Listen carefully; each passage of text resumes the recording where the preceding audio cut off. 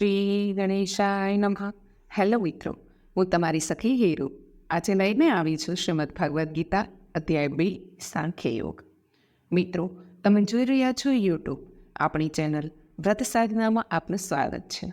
મિત્રો, આજથી આપણે દરરોજ સાંભળવાના છીએ શ્રીમદ ભગવદ્ ગીતાના 18 અધ્યાયને આપણે સંપૂર્ણ વિશ્વાસ અને શ્રદ્ધાથી રોજ એક એક અધ્યાયનો પાઠ કરીશું, જે સાંભળવાથી જીવનમાં આવેલી દરેક મુસીબત સાથે લડવા માટે પ્રોત્સાહન મળે છે અને જીવનના અંતે મોક્ષની પ્રાપ્તિ થાય છે.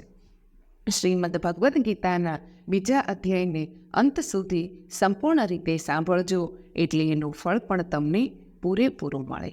જો આપને આ વિડીયો પસંદ આવે તો લાઈક કરજો, શેર કરજો. જો આપ આ ચેનલને પહેલીવાર જોઈ રહ્યા છો તો સબસ્ક્રાઈબ કરી લેજો અને બેલ આઇકોન પર ક્લિક કરવાનું ભૂલતા નહીં મિત્રો, એટલે આવનાર નવા વિડીયોની માહિતી આપ સુધી તુરંત પહોંચી શકે. ધન્યવાદ. અધ્યાય 2 સાંખ્ય યોગ. સંજય કહે છે કે કરુણાથી વિહવળ થયેલા શોકયુક્ત મનવાળા અશ્રુપૂર્ણ નેત્રોવાળા અર્જુનને જોઈને શ્રી કૃષ્ણ આ પ્રમાણેના વચનો કહે છે કે અર્જુનના મનોભાવનું વર્ણન કરવા સંજયે કૃપય શબ્દનો ઉપયોગ કર્યો, જેનો અર્થ થાય છે અનુકંપા અથવા કરુણા. આ કરુણા 2 પ્રકારની હોય છે. પ્રથમ છે દિવ્ય કરુણા, જે ભગવાન અને સંતો સાંસારિક જીવો પ્રત્યે તેમની ભાવનાથી વિમુખ થવાના કારણે વેઠવી પડતી યાતનાઓને જોઈને અનુભવે છે. પૂર્ણ પુરુષોત્તમ પરમેશ્વર કહે છે કે મારા પ્રિય અર્જુન, આ સંકટના સમયે આવી ભ્રાંતિ તારા પર કેવી રીતે હાવી થઈ ગઈ? સન્માની વ્યક્તિ માટે આ જરા પણ ઉચિત નથી. તે ઉચ્ચ લોક તરફ નહીં પરંતુ અપયશ તરફ દોરી જાય છે. શ્રી કૃષ્ણ અર્જુનને સાંત્વના આપવાના બદલે તેની વર્તમાન પરિસ્થિતિ પ્રત્યે અધિક અસ્વસ્થ કરી રહ્યા છે. જ્યારે આપણે વ્યાકુળ હોઈએ છીએ ત્યારે આપણે સૌ અવસ્થાનો અનુભવ કરીએ, કારણ કે તે આત્માની પ્રાકૃતિક સ્થિતિ નથી. આ અસંતોષની અનુભૂતિ જો ઉચ્ચિત દિશામાં પ્રેરિત થાય છે તો તે વાસ્તવિક જ્ઞાનની શોધ માટે શક્તિશાળી પ્રેરણા બનીને ઉપસી આવે છે. સંશયનું ઉચિત નિવારણ વ્યક્તિને પહેલા કરતાં અધિક ગહન સમજણ પ્રાપ્ત કરવામાં સહાયરૂપ થાય છે. આમ કેટલીક વાર ભગવાન હેતુપૂર્વક વ્યક્તિને આફતગ્રસ્ત પરિસ્થિતિમાં મૂકે છે કે જેથી તે કે તેની મૂંઝવણને દૂર કરવાની જરૂરી જ્ઞાનની શોધ કરવા વિવશ બની જાય છે. તથા અંતે જ્યારે સંશયનું પૂર્ણ નિવારણ થઈ જાય છે ત્યારે તે વ્યક્તિ સમજણ શક્તિની ઉચ્ચ અવસ્થા પ્રાપ્ત કરી લે છે. અર્જુન કહે છે કે હે મધુસૂદન, હે અરિહંતા, હું યુદ્ધમાં ભીષ્મ તથા દ્રોણાચાર્ય સમાન મારા પૂજનીય મહાપુરુષો પર બાણ કેવી રીતે પ્રહાર કરી શકું? શ્રી કૃષ્ણના યુદ્ધ માટેના આહ્વાનની પ્રતિક્રિયા તરીકે અર્જુન તેની મૂંઝવણ વ્યક્ત કરે છે. તે કહે છે કે ભીષ્મ તથા દ્રોણાચાર્ય તેના માટે સન્માનનીય તથા પૂજનીય છે. ભીષ્મ પવિત્રતાનું મૂર્તિમાન સ્વરૂપ છે, જેઓ પિતા પાસે કરેલી પ્રતિજ્ઞાનું પાલન કરવા જીવન પર્યંત બ્રહ્મચારી રહ્યા. અર્જુનને શસ્ત્રવિદ્યા પ્રદાન કરનાર દ્રોણાચાર્ય યુદ્ધ કલામાં નિપુણ હતા અને તેમના જ માર્ગદર્શનમાં અર્જુન બાણ વિદ્યામાં પારંગત થયો. સામેના પક્ષે કૃપાચાર્ય એ એક માનનીય પુરુષ હતા, જેમના માટે અર્જુન સદૈવ આદર ભાવ ધરાવતો હતો. આવી ઉચ્ચ પ્રતિભા ધરાવતા મહાપુરુષો પ્રત્યે શત્રુભાવ રાખવાનો ઉમદા ચરિત્રવાન અર્જુનને હવે ઘૃણાસ્પદ લાગતો હતો. જો આવા આદરણીય મહાપુરુષો સાથે તર્ક કરવો પણ અનુચિત ગણાતું હોય તો તેમના પર આક્રમણ કરવાની તો એ કલ્પના પણ કેવી રીતે કરી શકે? તેનું કથન સૂચિત કરે છે કે હે શ્રી કૃષ્ણ, કૃપા કરીને મારી હિંમત અંગે શંકા ન કરશો. હું યુદ્ધ માટે તૈયાર છું, પરંતુ નૈતિક કર્તવ્યના દૃષ્ટિકોણ પ્રમાણે મારું કર્તવ્ય છે કે હું મારા ગુરુજનોનો આદર કરું અને ધૃતરાષ્ટ્રના પુત્રો પ્રત્યે કરુણા દાખવું. આવા આદરણીય મહાપુરુષો કે જેઓ મારા ગુરુજનો છે, તેઓને હણીને જીવન માણવા કરતાં ભિક્ષા માગીને આ જગતમાં જીવન નિર્વાહ કરવો અધિક શ્રેયસ્કર છે. જો અમે એમનો સહાર કરીશું તો જે ઐશ્વર્ય તથા સુખો અમે ભોગવીશું તે રક્તરંજિત હશે. એમ કહેવું તર્કસંગત છે કે અર્જુને તેના જીવન નિર્વાહ માટે યુદ્ધ કરવું અને સામ્રાજ્ય હાંસલ કરવું આવશ્યક છે. પરંતુ અર્જુન એ વિચારધારાનું અહીં ખંડન કરે છે. તે કહે છે કે આવું જ ધન્ય અપરાધ કરવાને બદલે ભિક્ષા માંગીને જીવન નિર્વાહ કરવાનું પસંદ કરશે. આ ઉપરાંત એ માને છે કે જો તે યુદ્ધ લડવા જેવા જ ધન્ય કૃત્યોમાં સંલિપ્ત થઈને તેના વડીલો તથા સંબંધીઓની હત્યા કરશે તો તેનો અંતરાત્મા તેના આવા કૃત્યોના ફળ સ્વરૂપ પ્રાપ્ત થયેલ સંપત્તિ અને સત્તાનું સુખ ભોગવાની અનુમતિ નહીં આપે. અમે તો એ પણ જાણતા નથી કે આ યુદ્ધનું કયું પરિણામ અમારા માટે શ્રેયસ્કર છે. તેમને જીતવા કે તેમના દ્વારા જીતાઈ જવું. તેઓની હત્યા કરીને અમને જીવવાની ઈચ્છા પણ નહીં થાય. છતાં તેઓએ ધૃતરાષ્ટ્રના પુત્રોનો પક્ષ લીધો છે અને હવે રણક્ષેત્રમાં અમારી સામે ઊભા છે. કોઈ પણ કાર્યવિધિનું મૂલ્યાંકન કરવાના સમયે વ્યક્તિ તેના અનેક પ્રકારના વિકલ્પો તેમજ પરિણામોનો બારીકાઈથી વિચાર કરે છે.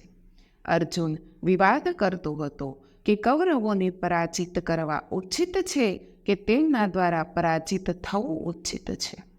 બંને વિકલ્પો તેને પરાજય સમાન જ લાગે છે, કારણ કે જો તે કૌરવોની હત્યા કરીને યુદ્ધમાં વિજય પ્રાપ્ત કરશે તો પણ તેને આગળ જીવિત રહેવાની ઈચ્છા થાય. જો કે વાસ્તવિકતા એ હતી કે ભીષ્મ, દ્રોણાચાર્ય, કૃપાચાર્ય વગેરેએ અધર્મી કૌરવોનો સાથ આપીને અધમ કાર્ય કર્યું હતું. અહીં અર્થકામ શબ્દ જે તેમના માટે ઉપયોગમાં લેવાયો છે તે જ સૂચવે છે કે સંપત્તિ તથા સત્તાના આસક્ત, કારણ કે તેમણે દુષ્ટ દુર્યોધનનો પક્ષ લીધો હતો. તેથી યુદ્ધમાં તેમનો વધ કરવો એ કુદરતી પરિણામ હતું.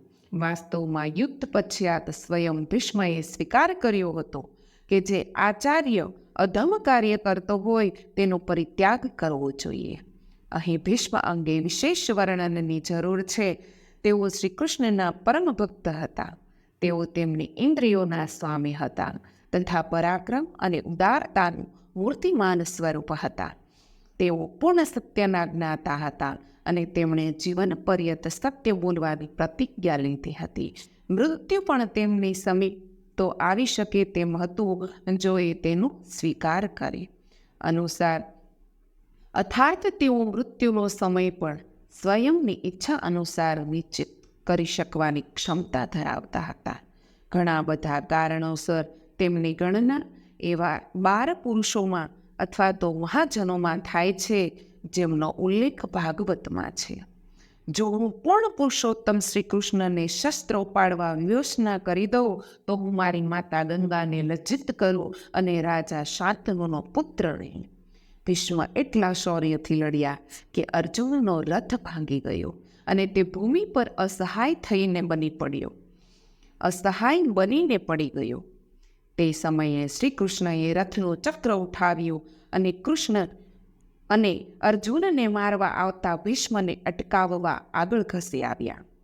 ભીષ્મએ ભગવાનને હાથમાં શસ્ત્ર સ્વરૂપે ઉપાડેલા રથના ચક્ર સાથે જોયા અને તેઓ હસી પડ્યા. તેઓ સમજી ગયા કે ભક્તવત્સલ ભગવાને પોતાના ભક્તની પ્રતિજ્ઞાનું સન્માન જાળવવા સ્વયંની પ્રતિજ્ઞાનો ભંગ કરી નાખ્યો છે. મહાભારતના યુદ્ધ દરમિયાન ઘોડાઓની ખરીથી ઉડેલ રજગણોએ પણ શ્રી કૃષ્ણના સૌંદર્યમાં વધારો કર્યો અને તેઓ તેમના પ્રભુના દિવ્ય દર્શન કરીને અતિ પ્રસન્ન થયા છે. તેમના જીવનની અંતિમ અવસ્થામાં તેઓ 6 માસ સુધી બાણશૈયા પર સૂતા હતા. ત્યારે પણ તેઓ નિમ્નલિખિત પ્રાર્થના કરીને ભગવાનના એ જ દર્શનનું ધ્યાન થતા હતા. ભગવાન શ્રી કૃષ્ણ સ્વયં તેમની પ્રેમ ભક્તિનું માન રાખીને બાણોથી બનેલી મૃત્યુ છાયા પર સૂતેલા ભીષ્મને મળવા માટે આવે છે અને પોતાના પ્રભુના સન્મુખ દર્શન કરીને મહાજન ભીષ્મએ સ્વેચ્છાથી પોતાનો દેહ ત્યજી દીધો છે, પોતાના દેહનો ત્યાગ કરી દીધો છે.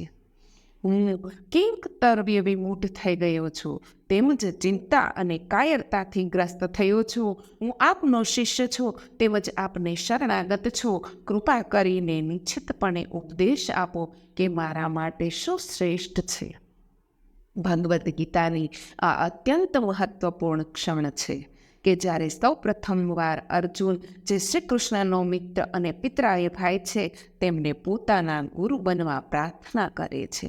અર્જુન શ્રી કૃષ્ણને આજીજી કરે છે કે તેના પર કાપર્ણ્ય દોષ હાવી થઈ ગયો છે, એટલે કે તેના આચરણમાં કાયરતાનો દોષ છે, અને તેથી તે ભગવાનને તેમના ગુરુ બનવા માટે તેમજ કલ્યાણના પથ અંગે ઉપદેશ આપવા પ્રાર્થના કરે છે. મારી ઇન્દ્રિયોને સૂકવી નાખનાર આ શોકને દૂર કરી શકે એવું કોઈ સાધન મને દેખાતું નથી. જો હું આ પૃથ્વી ઉપર સમૃદ્ધ અને શત્રુરહિત રાજ્ય જીતીને અથવા તો સ્વર્ગીય દેવતાઓ સમાન ઐશ્વર્યયુક્ત સાર્વભૌમ સત્તા પ્રાપ્ત કરી લઉં ને, તો પણ હું આ શોક દૂર કરવામાં અસમર્થ રહીશ. જ્યારે આપણે દુઃખમાં ડૂબેલા હોઈએ છીએ ત્યારે બુદ્ધિ તે દુઃખના કારણો વિશ્લેષણ કરવા લાગે છે, અને જ્યારે તે આગળ વિચારવા માટે અસમર્થ થઈ જાય છે ત્યારે નિરાશા ઉત્પન્ન થાય છે. કારણ કે અર્જુનની સમસ્યાઓ તેની દોષયુક્ત બુદ્ધિ ક્ષમતાથી અધિક છે. તેનું માયિક જ્ઞાન તેને આ શોકના દરિયામાંથી બચાવવા માટે અપર્યાપ્ત છે, જેમાં તે પોતાને ડૂબેલો અનુભવે છે. શ્રી કૃષ્ણને ગુરુના રૂપમાં સ્વીકારીને અર્જુન તેની દયાપાત્ર અવસ્થા પ્રગટ કરવા તેનું હૃદય શ્રી કૃષ્ણ સમક્ષ ઠાલવી દે છે. સંજય કહે છે કે આ પ્રમાણે બોલ્યા પછી શત્રુઓનું દમન કરનાર ગુડાકેશે હૃષિકેશને સંબોધીને કહ્યું કે હે ગોવિંદ, હે શ્રી કૃષ્ણ, હું લડીશ નહીં. અને તેઓ મૌન થઈ ગયા. વિચક્ષણ સંજય ધૃતરાષ્ટ્ર પાસે કરેલા વૃત્તાંતમાં નિર્દિષ્ટ કરેલ વ્યક્તિઓ માટે નામોનો ઉપયોગ ખૂબ હોશિયારીથી કરે છે. અહીં અર્જુનને ગુડાકેશ અથવા તો નિદ્રા પર વિજય પ્રાપ્ત કરનાર કહીને સંબોધિત કરવામાં આવ્યા છે. નિદ્રા એક એવી સ્થિતિ છે જેને વહેલા કે મોડા દરેક જીવિત પ્રાણી વશીભૂત થઈ જાય છે, પરંતુ પોતાની નિર્ણયાત્મક શક્તિથી અર્જુને સ્વયંને એ પ્રકારે અનુશાસિત કરે કે નિદ્રા તેની સમીપ ત્યારે જ આવી શકતી જ્યારે તે પરવાનગી આપે, અને તે પણ તેની પસંદગીના સમયની અવધિ જેટલી જ. અર્જુન માટે ગુડાકેશ નામનો ઉપયોગ કરીને સંજય ધૃતરાષ્ટ્રને માર્મિક રીતે ઇંગિત કરે છે. જે રીતે આ મનુષ્યોમાં મહાનાયક એ નિદ્રા પર વિજય પ્રાપ્ત કર્યો છે, તે જ રીતે તે તેના વિષાદ ઉપર પણ વિજય પ્રાપ્ત કરી લેશે, જરૂરથી કરી લેશે. હે ધૃતરાષ્ટ્ર, તે પછી બંને સૈન્યોની મધ્યે ભગવાન શ્રી કૃષ્ણે શોકમગ્ન અર્જુનને સ્મિતપૂર્વક આ પ્રમાણેના વચનો કહ્યા. અર્જુનના શોકયુક્ત શબ્દોથી તદ્દન વિપરીત શ્રી કૃષ્ણનું સ્મિત એ પ્રદર્શિત કરે છે કે પરિસ્થિતિ તેમને નિરાશ કરતી નથી, પરંતુ તેઓ આ પરિસ્થિતિમાં પણ પૂર્ણતયા પ્રસન્ન છે. આ પ્રકારની સમભાવ મનોવૃત્તિને જ પ્રદર્શિત કરી શકે જે સર્વ પરિસ્થિતિના જ્ઞાની હોય. પૂર્ણ પુરુષોત્તમ ભગવાન શ્રી કૃષ્ણ કહે છે કે તું વિગતાભરી વાતો કરે છે, પરંતુ જેનો શોક કરવા જેવો નથી તેના માટે તું શોક કરી રહ્યો છે. જેઓ જ્ઞાની હોય છે તેઓ જીવિત કે મૃત માટે શોક કરતા નથી. એવું ક્યારેય ન હતું કે હું વિદ્યમાન ન હતો, કે તું ન હતો, અથવા તો આ બધા રાજાઓ ન હતા, અને એવું પણ નથી કે પછી ભવિષ્યમાં આપણે બધા નહીં હોઈએ. જેવી રીતે દેહધારી આત્મા શરીરમાં કુમારાવસ્થામાંથી યુવા અવસ્થામાં અને પછી વૃદ્ધાવસ્થામાં એમ નિરંતર પસાર થતો રહે છે, તેની જ રીતે મૃત્યુ પછી આત્મા બીજું શરીર ધારણ કરે છે. ધીર પુરુષ આવા પરિવર્તનથી મોહિત થતો નથી. હે કુંતી પુત્ર, ઇન્દ્રિયો તથા ઇન્દ્રિયોના વિષયોનો સંપર્ક સુખ અને દુઃખના ક્ષણભંગુર બોધને વેગ આપે છે. તેઓ અનિત્ય હોય છે અને શિયાળા તેમજ ઉનાળાની ઋતુઓની સમાન આવન જાવન કરે છે. હે ભરતવંશી, મનુષ્ય તેમને અસ્વસ્થ થયા વિના સહન કરતા શીખવું જોઈએ. માનવ શરીરમાં 5 ઇન્દ્રિયો આવેલી છે. દ્રશ્ય, ઘ્રાણ, સ્વાદ, સ્પર્શ અને શ્રવણ. અને આ સર્વે તેમના વિષયોના બોધના સંપર્કથી સુખ અને દુઃખની અનુભૂતિને વેગ આપે છે. આમાંની કોઈ પણ અનુભૂતિ કાયમી હોતી નથી. તેઓ બદલાતી ઋતુઓને જેમ આવજાવ કરે છે. જે શીતળ જળ ગ્રીષ્મ ઋતુમાં સુખ પ્રદાન કરે છે, તે જ જળ શિયાળામાં દુઃખ આપે છે. આ પ્રમાણે સુખ અને દુઃખ બંનેની સમજનો ઇન્દ્રિયો દ્વારા થતો અનુભવ અલ્પકાલીન હોય છે. જો આપણે સ્વયંને તેમનાથી પ્રભાવિત થવા દઈશું તો આપણે લોલકની સમાન એક બાજુથી બીજી બાજુ ઝૂલ્યા કરીશું. વિવેકી મનુષ્ય વિચલિત થયા વિના સુખ અને દુઃખ બંને પ્રકારની ઉર્મિઓને સહન કરવાનો અભ્યાસ કરવો જોઈએ. હે પુરુષ શ્રેષ્ઠ અર્જુન, જે પુરુષ સુખ તથા દુઃખમાં વિચલિત થતો નથી અને બંનેમાં એક સમાન રહે છે, તે મુક્તિ માટે સર્વથા યોગ છે. પાછલા શ્લોકમાં શ્રી કૃષ્ણએ સ્પષ્ટ કર્યું છે કે સુખ અને દુઃખ બંનેની અનુભૂતિ ક્ષણિક છે. હવે તેઓ અર્જુનને વિભેદનથી આદિત્યતાથી ઉપર ઉઠવા પ્રોત્સાહિત કરે છે. જે શાશ્વત છે તે ક્યારેય ટકતું નથી અને જે શાશ્વત છે તે ક્યારેય હીન થતું નથી. જે અશાશ્વત છે તે ક્યારેય ટકતું નથી અને જે શાશ્વત છે તે ક્યારેય હીન થતું નથી. દ્રષ્ટાઓએ આ સત્યની બંનેની પ્રકૃતિના અધ્યયનથી અવલોક્યું છે. શ્વેતાશ્વેતર ઉપનિષદ અનુસાર સંસારમાં 3 તત્વોનું અસ્તિત્વ છે. ભગવાન શાશ્વત છે, આ રીતે તે સત છે, તેથી વેદમાં તેનું નામ સત ચિત્ત આનંદ છે. આત્મા અવિનાશી છે અને તેથી તે સત છે.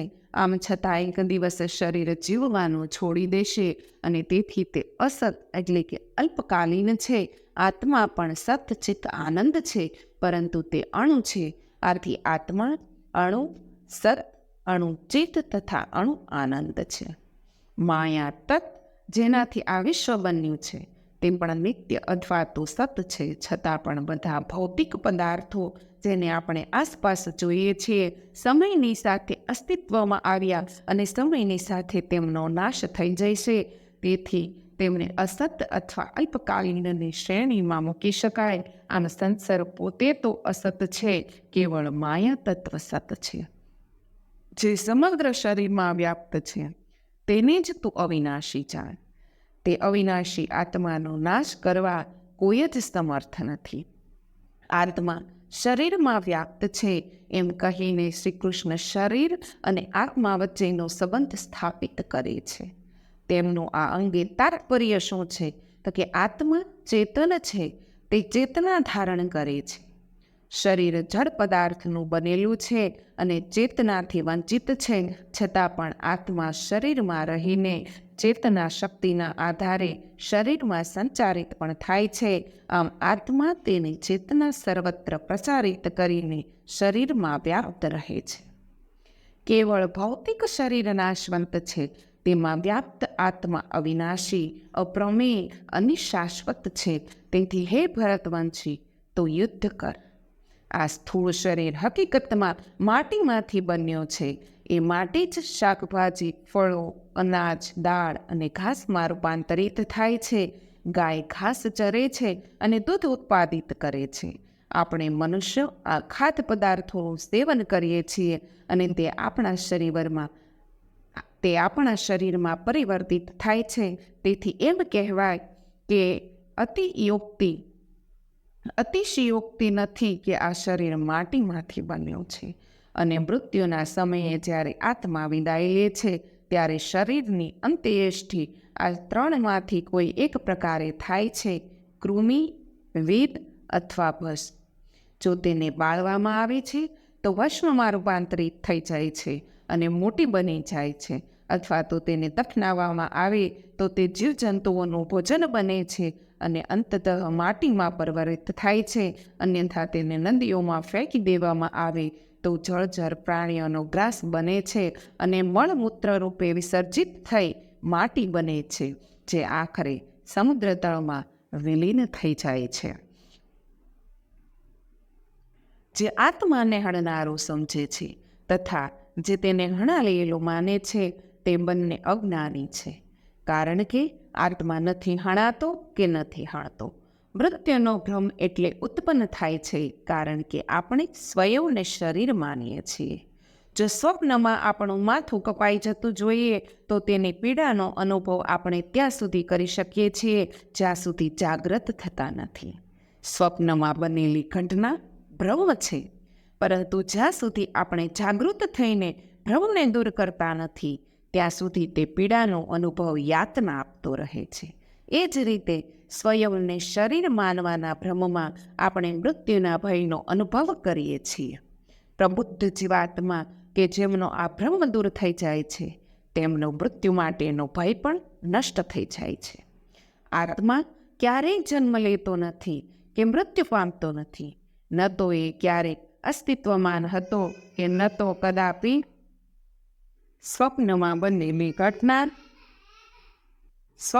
બનેલી ઘટના ભ્રમ છે. પરંતુ જ્યાં સુધી આપણે જાગૃત થઈને ભ્રમને દૂર કરતા નથી ત્યાં સુધી તે પીડાનો અનુભવ યાતના આપતો રહે છે. તે જ રીતે સ્વયંને શરીર માનવાના ભ્રમમાં આપણે મૃત્યુના ભયનો અનુભવ કરીએ છીએ. પ્રબુદ્ધ જીવાત્મા કે જેમનો આ ભ્રમ દૂર થઈ જાય છે તેમનો મૃત્યુ માટેનો ભય પણ નષ્ટ થઈ જાય છે. આત્મા ક્યારેય જન્મ લેતો નથી કે મૃત્યુ પામતો નથી. ન તો એ ક્યારે અસ્તિત્વમાન હતો કે ન તો કદાપી વિનાશ પામ્યો હતો. આત્મા અજન્મા, શાશ્વત, અવિનાશી, અજર છે. જ્યારે શરીર નષ્ટ થઈ જાય છે ત્યારે તેનો નાશ થતો નથી. આ શ્લોકમાં આત્માની શાશ્વત પ્રકૃતિને સિદ્ધ કરવામાં આવી છે, જે સનાતન છે તેમજ જન્મ અને મૃત્યુથી પરે છે. તદનુસાર તે 6 પ્રકારના પરિવર્તનો અસ્તિ, જયતે, વર્ધતે, વિપરીતનમતે, અપેક્ષીયતે અને વિનિશ્યતિથી રહિત છે.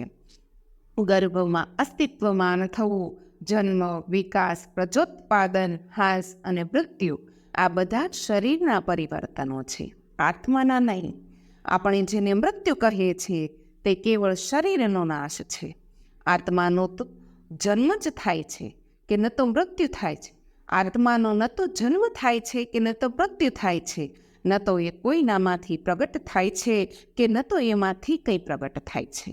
જે અજન્મ, શાશ્વત, અવિનાશી અને અજર છે, જ્યારે શરીરનો નાશ થાય છે ત્યારે તેનો નાશ થતો નથી. આત્મા તેજસ્વી, અજન્મા, મૃત્યુરહિત, વૃદ્ધા અવસ્થાથી મુક્ત, અવિનાશી તથા અભય છે. હે પાર્થ, જે જાણે છે કે આત્મા અવિનાશી, શાશ્વત, અજન્મા અને અચળ છે, એ કોઈને કેવી રીતે હણી શકે અથવા તો કેવી રીતે કોઈને હણવાનું કારણ બની શકે. આધ્યાત્મિક રીતે ઉન્નત આત્મા એ અહમનું દમન કરે છે, જે આપણને એવો અનુભવ કરાવે છે કે આપણા કર્મોના આપણે કરતા છીએ. આ અવસ્થામાં વ્યક્તિ અનુભવી શકે છે કે જે આત્મા અંદર સ્થિત છે તે કંઈ કરતો નથી. આવો ઉન્નત આત્મા બધા જ પ્રકારના કાર્યો કરવા છતાં ક્યારેય તેનાથી દૂષિત થતો નથી. શ્રી કૃષ્ણ અર્જુનને શિખામણ આપે છે કે તેણે પોતાની જાતને તે પ્રબુદ્ધ અવસ્થા સુધી ઉન્નત કરવો જોઈએ. સ્વયંને અકર્તા જાણીને અહંથી મુક્ત થઈ અને કર્તવ્ય વિમુખ થવાને બદલે પોતાનો ધર્મ નિભાવવો જોઈએ. જેવી રીતે મનુષ્ય જૂના વસ્ત્રો ત્યજીને નવા વસ્ત્રો ધારણ કરે છે, તેવી રીતે મૃત્યુ સમયે આત્મા વૃદ્ધ તથા નકામ શરીર ત્યજીને નવું ભૌતિક શરીર ધારણ કરે છે. આ આત્માને શસ્ત્રોથી છેદી શકાતો નથી કે અગ્નિથી બાળી શકાતો નથી. જળ તેને ભીંજરી શકતું નથી કે પવન તેને સૂકવી શકતો નથી. ચેતના કે જે આત્માનું લક્ષણ છે તેને ભૌતિક સાધનો દ્વારા સમજી શકાય છે, પરંતુ સ્વયં આત્માનો ભૌતિક પદાર્થો દ્વારા સંપર્ક કરી શકાતો નથી. આમ કેવળ એટલા માટે છે કે આત્મા દિવ્ય છે અને તેથી ભૌતિક પદાર્થોની ક્રિયાપ્રતિક્રિયાઓથી પરે છે. શ્રી કૃષ્ણ આ અંગે ખૂબ અદ્ભુત રીતે અભિવ્યક્તિ કરતા કહે છે કે આત્માને પવન સૂકવી શકતો નથી કે જળ ભીંજરી શકતું નથી કે અગ્નિ બાળી શકતી નથી. આ આત્મા અખંડ અને અદાહ્ય છે. તેને ભીંજવી શકાતો નથી કે સૂકવી શકાતો નથી. તે ચિરસ્થાયી, સર્વવ્યાપક, અટલ, અચલ અને સનાતન છે. આ આત્માને અદ્રશ્ય, અચિંત્ય અને અપરિવર્તનશીલ કહેવામાં આવ્યું છે. આ જાણ્યા પછી તારે શરીર માટે શોક કરવો ન જોઈએ. માયિક શક્તિથી બનેલી આપણી આંખો કેવળ માયિક પદાર્થો જ જોઈ શકે છે. આત્મા દિવ્ય હોવાથી અને માયિક શક્તિના ક્ષેત્રથી પરે હોવાથી આપણી આંખો માટે અદ્રશ્ય છે. વૈજ્ઞાનિકોએ આત્માની હાજરી જાણવા પ્રયોગો હાથ ધર્યા છે. તેમણે એક મરતા માણસને કાચની પેટીમાં મૂકી આત્માની વિદાય પેટીમાં તિરાડ પાડે છે કે કેમ તે જાણવા તે પેટી આજુબાજુથી બંધ કરી દીધી. આમ છતાં આત્માએ તે પેટીને તોડ્યા વિના સૂક્ષ્મ શરીર ત્યજી દીધું. સૂક્ષ્મ હોવાના કારણે આત્માની ગતિવિધિ માટે ભૌતિક અવકાશની આવશ્યકતા ન પડી. માયિક શક્તિથી સૂક્ષ્મ હોવાના કારણે આત્મા પણ આપણી બુદ્ધિ માટે અચિંત્ય છે. જો આમ છતાં તું એમ વિચારતો હોય કે આત્મા સદા જન્મે છે અને સદા મૃત્યુ પામે છે, તો પણ તારે શોક કરવાનું કોઈ કારણ નથી. જેણે જન્મ લીધો છે તેનું મરણ તો નિશ્ચિત છે, અને જે મૃત્યુ પામે છે તેનો પુનર્જન્મ પણ અનિવાર્ય છે. તેથી જે અનિવાર્ય છે તે અંગે તારે શોક ન કરવો જોઈએ. મૃત્યુ એ જીવનનો અનિવાર્ય અંત છે, અને તેથી જ્ઞાની પુરુષ જે અનિવાર્ય છે તે અંગે ક્યારેય શોક કરતો નથી. હે ભરતવંશી, બધા જીવો જન્મ પૂર્વે અપ્રગટ હોય છે, જીવન દરમિયાન પ્રગટ થાય છે અને મૃત્યુ સમયે પુનઃ અપ્રગટ થઈ જાય છે. તો શોક શા માટે? મૃત્યુના સમયે આત્મા તેના સ્થૂળ શરીરનો ત્યાગ કરે છે તથા સૂક્ષ્મ અને કારણ શરીર સાથે વિદાય લે છે. પુનઃ ભગવાન આત્માને તેના સૂક્ષ્મ શરીર અને કારણ શરીર અનુસાર અન્ય સ્થૂળ શરીર પ્રદાન કરે છે, તેમજ આત્માને ઉચિત માતાના ગર્ભમાં ઉદ્દેશ્ય સહિત મોકલે છે. આત્મા એક સ્થૂળ શરીર ત્યજી દે છે, તત્પશ્ચાત તે નવીન સ્થૂળ શરીર પ્રાપ્ત કરે છે. તે પહેલા સંક્રાંતિકાળ આવે છે. આ સંક્રાંતિકાળની અવધિ થોડીક ક્ષણો પૂરતી અથવા તો થોડાક વર્ષો સુધીની હોય છે. આમ આત્મા જન્મ પૂર્વે અપ્રગટ, સૂક્ષ્મ અને કારણ શરીર સાથે અસ્તિત્વમાન હોય છે. મૃત્યુ પશ્ચાત તે આ જ અપ્રગટ અવસ્થામાં અસ્તિત્વમાન રહે છે. તે કેવળ મધ્ય અવસ્થામાં પ્રગટ થાય છે. તેથી મૃત્યુ માટે શોકગ્રસ્ત થવાનું કોઈ કારણ નથી હોતું.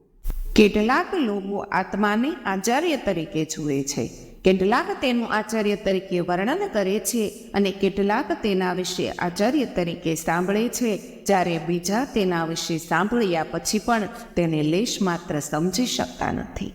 હે અર્જુન, શરીરમાં નિવાસ કરનારો આત્મા શાશ્વત અને અવિનાશી છે. તેથી તારે કોઈ પણ જીવ માટે શોક કરવો જોઈએ નહીં. તદુપરાંત ક્ષત્રિય તરીકે તારા વિશિષ્ટ ધર્મને ધ્યાનમાં રાખીને તારે વિચલિત થવું જોઈએ નહીં. ખરેખર તો ક્ષત્રિય માટે ધર્મની રક્ષાના પ્રયોજન અર્થે યુદ્ધ કરવાથી વિશેષ ઉચિત ઉદ્યમ કોઈ નથી. અર્જુન ક્ષત્રિય કુળનો હોવાથી તે એક યોદ્ધા હતો, અને તેથી યોદ્ધા તરીકે તેનું કર્તવ્ય ધર્મ રક્ષણ અર્થે યુદ્ધ કરવાનું હતું. શ્રી કૃષ્ણ તેને શારીરિક સ્તરે સ્વધર્મ તથા નિત્ય કર્મ રૂપે સૂચવે છે.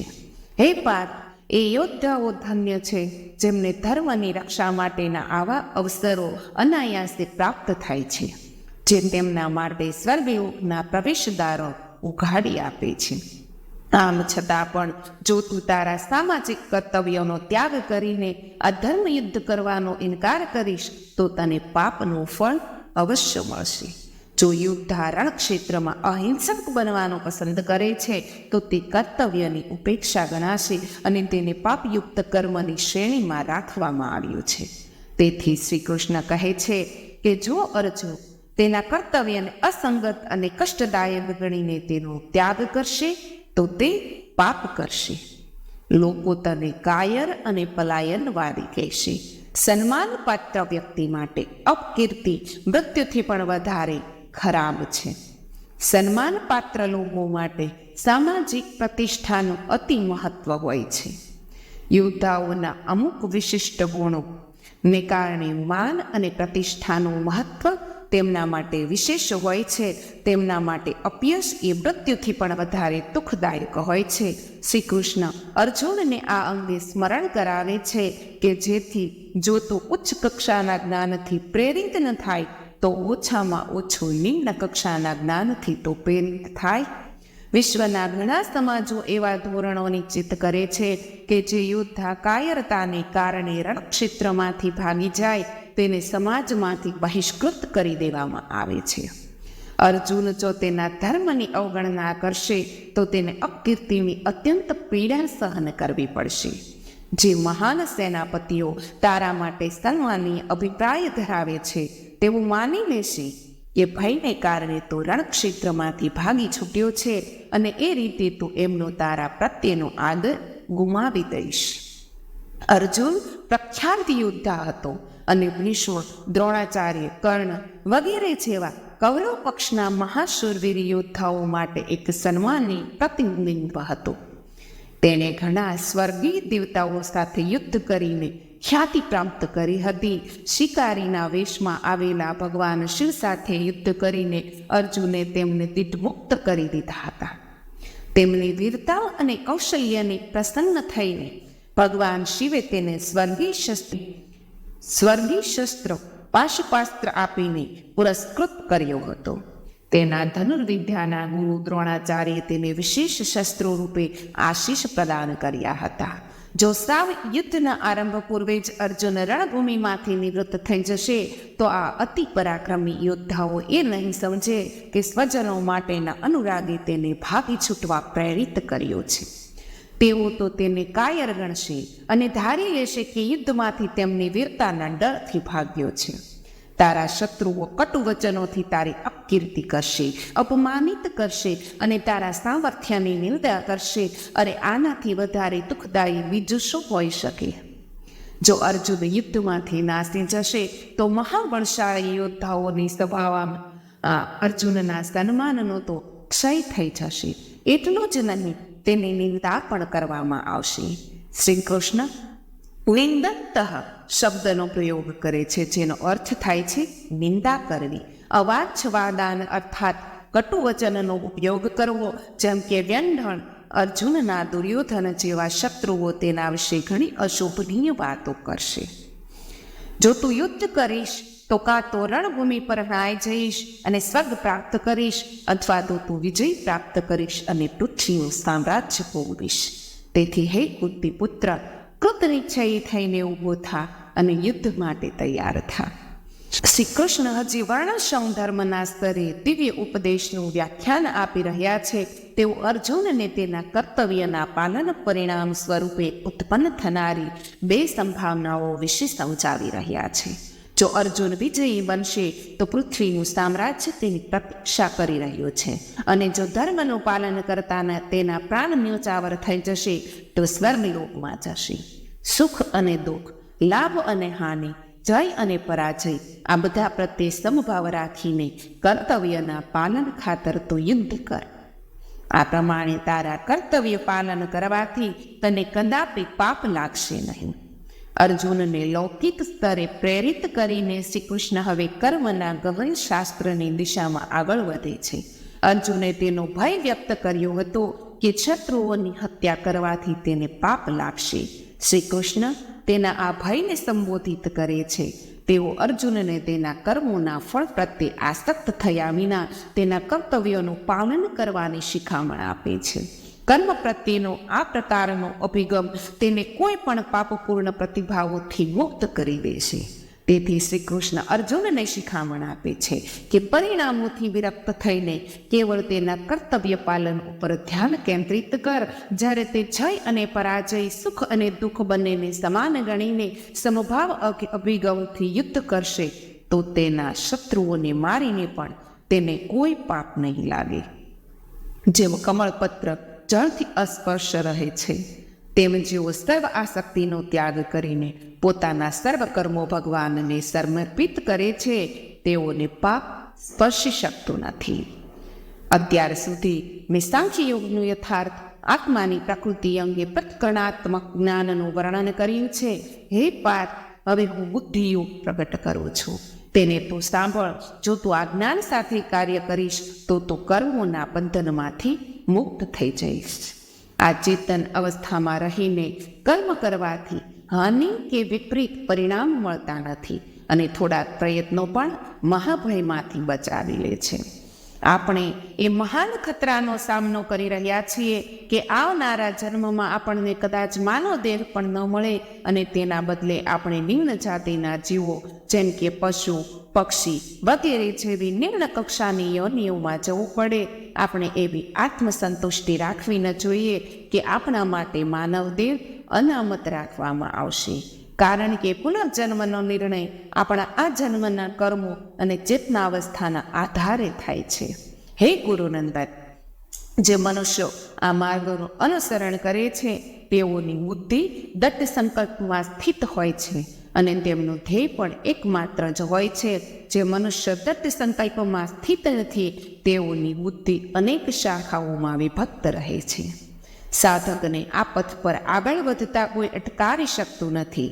તે અથવા તેણે વિચાર છે કે જો મારા માર્ગ પર લાખો વિઘ્નો આવે, જો સમગ્ર સંસાર મારી નિંદા પણ કરે, જો મારા પ્રાણ પણ ન્યોચાવર કરવા પડે તો પણ હું મારી સાધનાનો ત્યાગ નહીં કરું. પરંતુ જેની બુદ્ધિ અનેક શાખાઓમાં વિભક્ત છે, તેનું મન અનેક દિશાઓમાં ભાગે છે, તેઓ મનની એકાગ્રતા વિકસિત કરવા અસમર્થ હોય છે, કે જે ભગવત માર્ગ પર ચાલવા માટે આવશ્યક છે. અલ્પજ્ઞાની મનુષ્યો વેદોના અલંકારિક શબ્દો પ્રત્યે આકર્ષિત થાય છે. તેઓ સ્વર્ગલોક પ્રાપ્તિ જેવી ઉન્નતિ માટે આડંબરી કર્મકાંડોનું સમર્થન કરે છે અને માને છે કે વેદોમાં કોઈ ઉચ્ચ સિદ્ધાંતોનું વર્ણન નથી. તેઓ વેદોના કેવળ એ જ ભાગનું મહિગામાં ગાન કરે છે જે તેમને ઇન્દ્રિયોને સુખ આપે છે અને ઉત્તમ જન્મ, ઐશ્વર્ય, ઇન્દ્રિયજન્ય સુખ તેમજ સ્વર્ગયોગની પ્રાપ્તિ માટે ભપકાદાર કર્મકાંડી વિધિઓનું અનુષ્ઠાન કરે છે. જેમનું મન સાંસારિક સુખો પ્રત્યે અતિ આસક્ત છે અને જેમની બુદ્ધિ આવા વિષયોથી ભ્રમિત થઈ ગઈ છે, તેઓએ દટ્ટ સંકલ્પ કરવા માટે અસમર્થ હોય છે, જે ભગવત માર્ગ પર સફળ થવા માટે આવશ્યક છે. વેદોમાં પ્રકૃતિના 3 ગુણોનું વર્ણન થયું છે. હે અર્જુન, આ 3 ગુણોથી ઉપર ઉઠીને વિશુદ્ધ આધ્યાત્મિક ચેતનામાં સ્થિત થા. તારી જાતને દૈત્ય ભાવથી મુક્ત કરી શાશ્વત સત્યમાં સ્થિર કરી અને ભૌતિક લાભ તથા સુરક્ષાની ચિંતાથી રહિત થઈ આત્મામાં સ્થિર થા. જે હેતુઓ એક નાના કૂવાથી સરે છે, તે બધા હેતુઓ કુદરતી રીતે વિશાળ જળાશયોથી પરિપૂર્ણ થઈ જાય છે. બરાબર એ જ પ્રમાણે જેણે પરમ સત્યનો સાક્ષાત્કાર કરેલો છે તેને માટે વેદોના સર્વ આશયો સિદ્ધ થઈ જાય છે. તને તારું નિયત કર્મ કરવાનો અધિકાર છે, પરંતુ તને તારા કર્મોના ફળો પર અધિકાર નથી. તું કદાપી પોતાની જાતને પોતાના કર્મોના ફળોનું કારણ માનીશ નહીં અને અકર્મણ્ય થવા પ્રત્યે કદી પણ આસક્ત થઈશ નહીં. હે અર્જુન, સફળતા અને નિષ્ફળતાની સર્વ આસક્તિ ત્યજીને તારા કર્મોના પાલનમાં સ્થિર થા. આવી સમતાને સમત્વ યોગ કહે છે. હે અર્જુન, દિવ્ય જ્ઞાન અને આંતરદ્રષ્ટિનું શરણ ગ્રહણ કરો, તેમજ આ શક્તિયુક્ત કર્મોનો ત્યાગ કરો, જે દિવ્ય જ્ઞાનમાં સ્થિત બુદ્ધિથી કરવામાં આવેલા કર્મોથી નિશ્ચિતપણે નિકૃષ્ટ છે. તેઓ સંકીર્ણ મનોવૃત્તિ ધરાવે છે, જેઓ તેમના કર્મોના ફળો સુખ ભોગવવા ઈચ્છે છે. જેઓ વિચારપૂર્વક આસક્તિ રહિત કર્મના વિજ્ઞાનનો અભ્યાસ કરે છે, તેઓ આ જ જીવનમાં સારા ને ખરાબ બંને પ્રકારના પ્રતિભાવોથી મુક્ત થઈ જાય છે. તેથી યોગ માટે પ્રયાસ કર. જે ઉચિત ચેતનામાં કૌશલ્યપૂર્વક કર્મ કરવાની કળા છે. સમબુદ્ધિયુક્ત જ્ઞાની પુરુષો કર્મફળ પ્રત્યેની આસક્તિનો ત્યાગ કરે છે, જે વ્યક્તિને જન્મ મરણના ચક્રમાં બાંધી દે છે. આ પ્રકારની ચેતનામાં સ્થિત રહીને કર્મ કરવાથી તેઓ સર્વ દુઃખોથી પર એવી અવસ્થા પ્રાપ્ત કરી લે છે. શ્રી કૃષ્ણ નિરંતર કર્મફળ પ્રત્યે આસક્તિ રહિત કર્તવ્યના વિષય પર વ્યાખ્યા કરે છે અને કહે છે કે તે મનુષ્યને દુઃખોથી પરે એવી અવસ્થા તરફ દોરે છે. જીવનમાં વિરોધાભાસ એ છે કે આપણે સુખ માટે મથીએ છીએ પરંતુ દુઃખની લાગણી કરીએ છીએ. આપણે પ્રેમ માટે તરસીએ છીએ પરંતુ હતાશા મળે છે. આપણે જીવન જંખીએ છીએ પરંતુ જાણીએ છીએ કે પ્રતીક્ષા આપણે મૃત્યુ તરફ ગતિ કરી રહ્યા છીએ. ભાગવતમ કહે છે કે જ્યારે તારી બુદ્ધિ મોહરૂપી ગાઢ જંગલને પાર કરી જશે ત્યારે તું સર્વ સાંભળેલા તથા જે હજી સાંભળવા યોગ્ય છે તે સર્વ પ્રત્યેનું તું ઉદાસીન થઈ જઈશ. શ્રી કૃષ્ણ અગાઉ કહ્યું હતું કે જેઓ સંસારી સુખો પ્રત્યે આસક્ત હોય છે તેઓ વેદોના અલંકારિક શબ્દોથી આકર્ષિત થાય છે. જે સંસારી ઐશ્વર્ય તેમજ સ્વર્ગલોક પ્રાપ્ત કરવા માટે ભવ્ય કર્મકાંડોનો પ્રચાર કરે છે. જ્યારે તારી બુદ્ધિનું વેદોના અલંકારિક વિભાગો પ્રત્યેનું આકર્ષણ સમાપ્ત થઈ જશે અને તે દિવ્ય ચેતનામાં સ્થિત થઈ જશે ત્યારે તો પૂર્ણ યોગની ઉચ્ચ અવસ્થા પ્રાપ્ત કરીશ. જેમ જેમ સાધક આધ્યાત્મિક માર્ગ પર ઉન્નતિ કરે છે તેમ તેમ તેના અંતકરણમાં ભગવાન સાથેનો સંબંધ પ્રગાઢ બનતો જાય છે.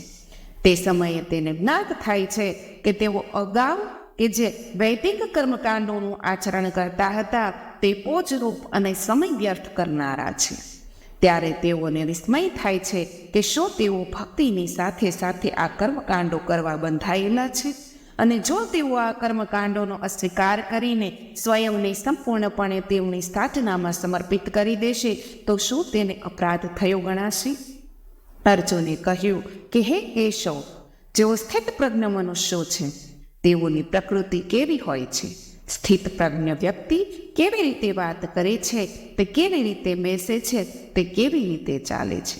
સ્થિત પ્રજ્ઞ અને સમાધિ આ બંને પદો પ્રબુદ્ધ વ્યક્તિને અપાય છે.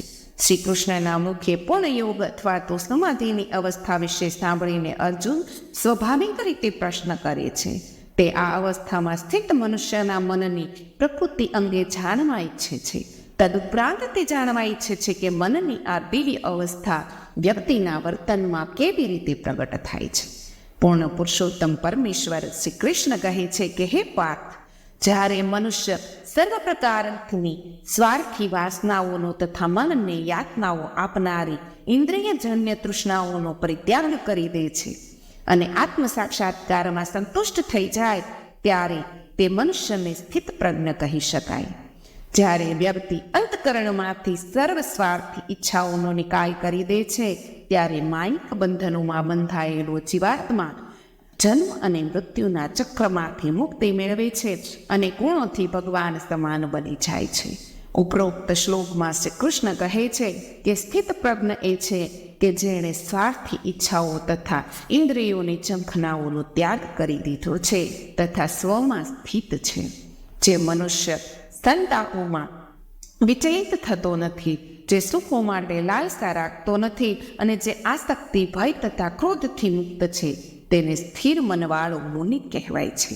એ જ પ્રમાણે જો મન બાહ્ય સુખોને ઝંખે છે તો તે વિષય ભોગના પદાર્થો તરફ દોડે છે અને પુનઃ દિવ્ય ચિંતનમાંથી વિમુખ થઈ જાય છે. તેથી જ્ઞાનમાં સ્થિત મુનિ છે જે મનને સુખ માટે લાલસાયુક્ત અને દુઃખ માટે શોકયુક્ત થવા દેતા નથી. તદુપરાંત આ પ્રકારના સાધુઓ મનને ભય અને ક્રોધના દબાણને વશીભૂત થવાની અનુમતિ આપતા નથી. આ માર્ગે મન દિવ્ય કક્ષામાં સ્થિત રહે છે. જે મનુષ્ય સર્વ પરિસ્થિતિઓમાં આસક્ત રહિત છે અને જે શુભતાથી હર્ષિત થતો નથી તથા આપત્તિઓથી દ્વેષયુક્ત થતો નથી તે પૂર્ણ જ્ઞાનથી યુક્ત છે. જેવી રીતે કાચબો તેના સર્વ અંગોને પોતાના કોચલામાં સંકોચી લે છે તેવી રીતે જે મનુષ્ય પોતાની ઇન્દ્રિયોને વિષય ભોગોમાંથી પાછી ખેંચી લે છે તેમ દિવ્ય જ્ઞાનમાં સ્થિર થઈ જાય છે. ઇન્દ્રિયોની લાલસાઓની તરસને તેમના ઈચ્છિત પદાર્થોની પૂર્તિ કરીને સંતોષવાનો પ્રયાસ એ ઘી રેડીને અગ્નિ બુઝાવવા સમાન છે. અગ્નિ ભલે થોડી ક્ષણો માટે બુઝાઈ જાય પણ તે બમણી તીવ્રતાથી પુનઃ ભડકી ઉઠે છે. તેથી શ્રીમદ ભાગવતમ કહે છે કે ઈચ્છાઓની પૂર્તિ કરવાથી તે કદાપી દૂર થતી નથી પરંતુ અધિક બળવતી થઈને પાછી આવે છે. જેવી રીતે અગ્નિમાં ઘીની આહુતિ આપવાથી તે બુઝાતી નથી પરંતુ અગ્નિ અધિક તીવ્રતાથી ભડકી ઉઠે છે, તેવી રીતે ઇન્દ્રિયોની વાસનાઓની તૃષ્ટિ કરવાથી તે શાંત થતી નથી. મોક્ષો ઇન્દ્રિયોને તેના વિષય ભોગોથી ભલે દૂર રાખે, પરંતુ ઇન્દ્રિયોના વિષય ભોગમાં રસ તો એકબંધ રહે છે. જો કે જેઓ પરમેશ્વરની અનુભૂતિ કરી લે છે, તેઓ માટે આ રસ સમાપ્ત થઈ જાય છે. ઉપવાસ રાખીને જો કોઈ ખાવાનો ત્યાગ કરી દે તો ઇન્દ્રિયોની ઈચ્છાઓ દુર્બળ થઈ જાય છે. એ જ રીતે માંદગીમાં વ્યક્તિની વિષય ભોગમાં રુચિ ઓછી થઈ જાય છે. ત્યારે આ વિરક્તિની અવસ્થા ક્ષણિક હોય છે, કારણ કે ઈચ્છાનું બીજ મનમાં વિદ્યમાન હોય છે. પુનઃ જ્યારે ઉપવાસ સમાપ્ત થઈ જાય છે અથવા તો માંદગી દૂર થઈ જાય છે, ત્યારે પુનઃ ઈચ્છા જાગૃત થઈ. હે કુંતી પુત્ર અર્જુન, ઇન્દ્રિયો એટલી પ્રબળ અને અશાંત હોય છે કે તે વિવેકપૂર્ણ જ્ઞાનથી સંપન્ન અને આત્મનિયંત્રણની સાધના કરતા મનુષ્યમાં મનને પણ બળપૂર્વક હરી લે છે. ઇન્દ્રિયો એ જંગલી ઘોડાઓ જેવી છે, જેની તાજી લગામ ખેંચેલી હોય. તેઓ બેકાબુ અને અવિચારી હોય છે, અને તેથી તેમને અનુશાસિત કરવી એ સાધક માટે મહત્વપૂર્ણ યુદ્ધ હોય છે, જે તેણે આંતરિક રીતે લડવું પડે છે. આથી આધ્યાત્મિક ઉન્નતિના અભિલાષીઓએ કાળજીપૂર્વક કામ અને ક્રોધના રંગે રંગાયેલી આ નિરંકુશ ઇન્દ્રિયોને કાબૂમાં રાખવાનો પ્રયત્ન કરવો જોઈએ. નહીં તો તે ઉત્તમ સાધકની પણ આધ્યાત્મિક પ્રગતિનો વિધ્વંસ કરવાની અને તેને માર્ગમાંથી છૂત કરી દેવાનું બળ ધરાવે છે. જેમણે તેમની ઇન્દ્રિયોને વશમાં કરી લીધી છે અને મનને મારામાં તન્મય કરી દીધું છે, તેઓ પૂર્ણ જ્ઞાનમાં સ્થિત છે. ઇન્દ્રિય વિષયોનું ચિંતન કરવાથી એના પ્રત્યે આસક્તિ ઉત્પન્ન થાય છે. આસક્તિ કામના તરફ લઈ જાય છે અને કામનાથી ક્રોધ ઉત્પન્ન થાય છે. આનાથી ઉલટું જો કામનાઓની પૂર્તિમાં કોઈ બાધા ઉત્પન્ન થાય છે તો શું થાય છે? તે ક્રોધને જન્મ આપે છે. મનમાં એ સમજી લેવું જોઈએ કે ક્રોધ આપમેળે ઉત્પન્ન નથી થતો. કામના પૂર્તિમાં બાધા ઉત્પન્ન થતાં તે ઉદ્ભવે છે, અને કામના આસક્તિમાંથી જન્મે છે. જ્યારે આસક્તિ ઇન્દ્રિયજન્ય વિષય ભોગના ચિંતનમાંથી ઉત્પન્ન થાય છે. આ પ્રમાણે આપણે જોઈ શકીએ છીએ કે કેવી રીતે ઇન્દ્રિયજન્ય વિષયોનું ભોગ ચિંતન જેવી સાધારણ ક્રિયા લોભ અને ક્રોધ જેવા જોડિયા મનોરોગોની ગતામાં ધકેલી દે છે. આગામી શ્લોકમાં શ્રી કૃષ્ણ આમ કડીની અધિક અધોમુખી અવસ્થા વિશે સમજાવીને ક્રોધના પરિણામો અંગે સમજાવે છે. ક્રોધથી નિર્ણય લેવાની ક્ષમતા ક્ષીણ થઈ જાય છે, જેને કારણે સ્મૃતિ ભ્રંશ થાય છે.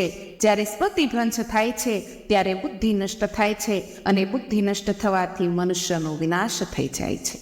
જેવી રીતે પ્રાતઃકાળનું ધુમ્મસ સૂર્યપ્રકાશને ઢાંકી દે છે, તેની રીતે ક્રોધ નિર્ણય લેવાની ક્ષમતાને ક્ષીણ કરી દે છે. ક્રોધના આવેશને કારણે બુદ્ધિ ધૂંધળી થઈ જાય છે. તેથી લોકો ભૂલ કરી બેસે છે, જે અંગે પશ્ચાત ખેદ અનુભવે છે. લોકો કહે છે કે તેઓ મારાથી 20 વર્ષ મોટા છે. હું શા માટે તેમની સાથે આ રીતે બોલ્યો? મને શું થઈ ગયું હતું? પરંતુ તે ક્રોધના કારણે નિર્ણય લેવાની ક્ષમતા પર પ્રતિકૂળ અસર થવાથી આવું થયું હતું, અને વડીલને ધમકાવવાની ભૂલ થઈ ગઈ હતી. પરંતુ જે મનનું નિયમન કરે છે અને ઇન્દ્રિયના વિષયોનું સેવન કરતી વખતે પણ રાગ અને દ્વેષથી મુક્ત રહે છે, તે ભગવાનની કૃપા પ્રાપ્ત કરે છે. આ સમગ્ર અધઃપતનના વમળનો આરંભ ઇન્દ્રિયજન્ય વિષય ભોગમાં સુખ છે એવી ચિંતનથી થાય છે. હવે આત્માને સુખની ઝખના થવી એ એટલી કુદરતી છે કે જેમ શરીરને પાણીની તરસ લાગે છે. એવું વિચારવું અશક્ય છે હું ક્યાંય પણ સુખનું ચિંતન નહીં કરું, કારણ કે આવો વિચાર આત્મા માટે અપ્રાકૃતિક છે. આનો સરળ ઉપાય એ છે કે સુખની શોધ ઉચિત દિશામાં કરવી, જે ભગવાનમાં છે. જો આપણે પુનઃ આપણા વિચારમાં સુધારણા કરતા રહીએ કે ભગવાનમાં સુખ છે, તો આપણને તેમનામાં તરફ આસક્તિ થવા લાગશે. માયિક આસક્તિને જેમ આ દિવ્ય આસક્તિથી મનનું પતન થતું નથી, પરંતુ તેને શુદ્ધ કરી દે છે. ભગવાન પૂર્ણ શુદ્ધ છે, અને જ્યારે આપણે આપણા મનને તેમનામાં આસક્ત કરીએ છીએ ત્યારે તે શુદ્ધ થઈ જાય છે. દિવ્ય કૃપાથી શાંતિ પ્રાપ્ત થાય છે, જેનાથી સર્વ દુઃખોનો અંત આવી જાય છે. આવા શાંત મનવાળા મનુષ્યની બુદ્ધિ ભગવાનમાં દઢપણે સ્થિર થઈ જાય છે. કૃપા એ દિવ્ય શક્તિ છે જે મનુષ્યના વ્યક્તિત્વમાં ઉભરાઈ આવે છે. કૃપા દ્વારા ભગવાન જે સત ચિત્ત આનંદરૂપ છે, તેઓ પોતાના દિવ્ય જ્ઞાન, દિવ્ય પ્રેમ અને દિવ્ય આનંદ પ્રદાન કરે છે. તેને પરિણામે ધ્રુવના તારાની જેમ બુદ્ધિમાં ભગવદીય પ્રેમ, આનંદ અને જ્ઞાન અવિસર રીતે વ્યાપ્ત થઈ જાય છે. ભગવાનની કૃપા દ્વારા જ્યારે આપણે દિવ્યતાના ઉત્કૃષ્ટ સ્વાદનો અનુભવ કરીએ છીએ, ત્યારે ઇન્દ્રિય સુખો માટેનું ઉત્તેજનાનું શમન થઈ જાય છે. એકવાર સાંસારિક વિષયો માટેની લાલસા સમાપ્ત થઈ જાય છે, ત્યારે મનુષ્ય સર્વ દુઃખોથી ઉપર ઉઠી જાય છે અને તેનું મન શાંત થઈ જાય છે. પરંતુ બિન અનુશાસિત મનુષ્ય જેનું મન તથા ઇન્દ્રિયો પર નિયંત્રણ નથી, તે ભગવાન પ્રત્યે ન તો તટબુદ્ધિ ધરાવે છે કે ન તો સ્થિર ચિંતન ધરાવે છે. મનુષ્યનું મન ભગવાનમાં જોડાયું નથી, તેને ક્યાંય શાંતિ નથી, અને જેને શાંતિનો અભાવ છે તે કેવી રીતે સુખી થઈ શકે? જેવી રીતે પ્રચંડ વાયુ પાણી પર તરતી નાવને તેના નીચે ગમનની દિશામાંથી ઉથલાવી દે, તેવી રીતે એક પણ ઇન્દ્રિય જેના મન પર કેન્દ્રિત થઈ જાય છે, તે મનુષ્યની બુદ્ધિ હરી લે છે. તેથી હે મહાબાહુ અર્જુન, જે મનુષ્યની ઇન્દ્રિયો તેમના વિષયો પ્રત્યે સંયમિત થયેલી હોય છે, તે દટ્ટપણે અલૌકિક જ્ઞાનમાં સ્થિત હોય છે. જેને સર્વ જીવો દિવસ માને છે, તે જ્ઞાની પુરુષો માટે અજ્ઞાનની રાત્રિ છે, તથા જેને સર્વ જીવો રાત્રિ તરીકે જુએ છે, તે આત્મનિરીક્ષણ કરનારા મુનિઓ માટે દિવસ છે. જેવી રીતે સમુદ્રમાં પ્રવેશતા સરિતાઓના જળના અવિરત પ્રવાહ છતાં સમુદ્ર વિચલિત થતો નથી, તેવી રીતે જે મનુષ્ય આસપાસના વાસનાઓનો નિરંતર પ્રવાહ હોવા છતાં અવિચલિત રહે છે, તેને શાંતિની પ્રાપ્તિ થાય છે. નહીં કે તે મનુષ્યને જે કામના પૂર્તિ માટે મથ્યા કરે છે. સમુદ્રની એ અજોડ ક્ષમતા છે કે નદીઓના અવિરત પ્રવાહથી પરિપ્લયામિત રહેવા છતાં તેની વિક્ષુબ્ધ ના થવાથી અવસ્થાને બનાવી રાખે છે. સમગ્ર વિશ્વની તમામ નદીઓ પોતાને નિરંતર સમુદ્રમાં ઠાલવતી રહે છે, જે ન તો છલકાઈ જાય છે કે ન તો ક્ષીણ થાય છે. શ્રી કૃષ્ણ એ વર્ણવે છે કે સર્વ નદીઓ વર્ષા ઋતુમાં પોતાનું બધું જ જળ સમુદ્રમાં ભેળવી દે છે, છતાં સમુદ્રમાં જળ પ્રલય થતો નથી. એ જ પ્રકારે આત્મજ્ઞાની મનુષ્ય શારીરિક આવશ્યકતાઓ માટે ઇન્દ્રિય વિષયોનો ઉપયોગ કરતી વખતે અથવા તો તેનાથી વંચિત રહીને એમાં બંને પરિસ્થિતિઓમાં શાંત અને સ્થિર રહે છે. કેવળ આવા સંત સાચી શક્તિ પ્રાપ્ત કરી શકે છે. જે મનુષ્ય સર્વમાયિક કામનાઓનો પરિત્યાગ કરી દે છે અને લોભ, સ્વામિત્વ અને અહંકારની ભાવનાથી મુક્ત થઈને જીવે છે, તે પૂર્ણ શાંતિ પામે છે. આ શ્લોકમાં શ્રી કૃષ્ણ મનુષ્યની શાંતિમાં બાધક તત્વોની યાદી બનાવે છે અને તત્પશ્ચાત અર્જુનને તે બધાનો પરિત્યાગ કરી દેવાનું કહે છે. હે પાર્થ, ભગવત પ્રાપ્ત વ્યક્તિની આવી અવસ્થા હોય છે કે તેને પ્રાપ્ત કર્યા પશ્ચાત મનુષ્ય પુનઃ ભ્રમિત થતો નથી. મૃત્યુ સમયે પણ આ જ ચેતનામાં સ્થિત હોવાના કારણે મનુષ્ય જન્મ અને મૃત્યુના ચક્રમાંથી મુક્ત થઈ જાય છે અને ભગવાનના પરમધામમાં પ્રવેશ પામે છે. એકવાર આત્મા ભગવાનને પ્રાપ્ત કરી લે છે તો તે હંમેશ માટે તેમની સાથે એક થઈ જાય છે. તત્પશ્ચાત માયાની અજ્ઞાનતા પુનઃ ક્યારેય એના પર હાવી થઈ શકતી નથી. માયામાંથી શાશ્વત મુક્તિની આ અવસ્થાને નિવારણ મોક્ષ વગેરે પણ કહેવાય છે, જેના ફળ સ્વરૂપે મુક્તિ એ ભગવત પ્રાપ્તિનું પ્રાકૃતિક પરિણામ છે. મિત્રો, અહીં શ્રીમદ ભગવદ્ ગીતાનો 2જો અધ્યાય સાંખ્યયોગ સમાપ્ત થાય છે. ધન્યવાદ.